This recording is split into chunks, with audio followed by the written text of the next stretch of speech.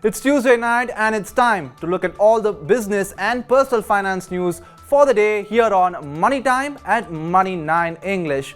I'm Ajay and let's begin this bulletin. Our first news is coming from Asia's Middle Kingdom, China. Its economy has taken a downturn. The country is on brink of a deflation. The prices of goods and services are decreasing. Factory prices and property prices have plummeted. Inflation has turned negative. China's economy has not been able to revive completely from the repercussions of draconian laws implemented for curbing COVID-19 cases. Economists are counting on government stimulus and more rate cuts for the economic revival. And Vedanta had a bad day at the bourses. The shares of the company took a beating as Taiwanese electronic chip manufacturer Foxconn has pulled out from a proposed joint venture. Vedanta had partnered with Foxconn to manufacture electronic chips in India, but the two majors have declined to part ways, or should I say decided to part ways. As a result, Vedanta shares weakened on Tuesday. The stock fell 3% in the opening trade on the BSE. Vedanta then came out with a clarification that the company had tied up with many other tech giants to manufacture chips domestically. On the other hand, Foxconn said it doesn't put off its plans to manufacture electronic chips in India, and we're looking for right partners to manufacture semiconductors in the country. And Reliance were on the roll in the bourses. The company closed at an all-time high of 2,769 rupees a piece on Tuesday.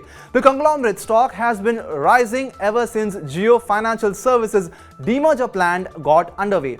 In the last 6 months, the stock was up by 12%. On Tuesday, the stock closed more than 1% higher on the BSE.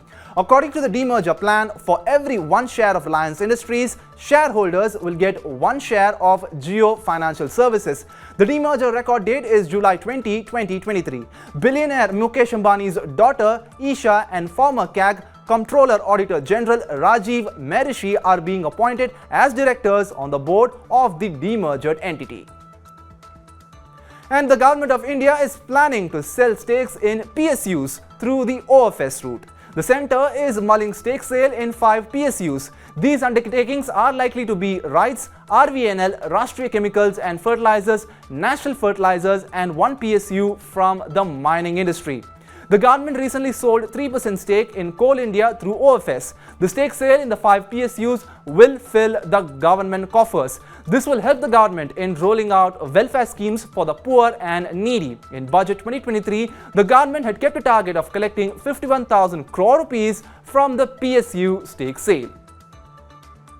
And Maruti steps on the gas and races past other companies to become number 1 in the 10 lakh to 20 lakh rupee segment.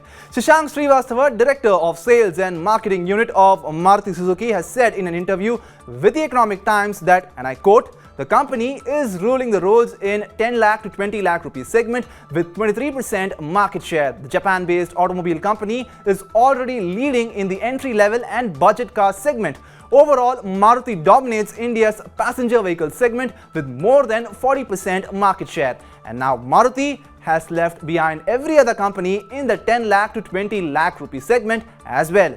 India's largest automobile company has drived in the likes of Brezza, Grand Vitara, XL6 and Jimmy in this price segment. And tomato continues to bite the wallets of consumers. Tomato prices have hit 200 rupee mark in some parts of the country. Not only tomato, prices of other perishable vegetables like onion, ginger, cauliflower, potatoes have gone through the roof. Most vegetables are sold at above 60 rupees per kg. Ladies' finger prices have soared up to 80 rupees per kg. Cauliflower is being sold at 180 rupees per kg. Ginger is sold at 300 rupees per kg. The continuous increase in vegetable prices is likely to hold up vegetable inflation for the month of June. And ESAF Small Finance Bank has refiled IPO papers. It has cut its IPO size by around 58% to 629 crore rupees. The IPO also includes OFS, meaning promoters will sell stake. Currently, ESAF Financial Holdings Private Limited holds around 62% stake in the Small Finance Bank.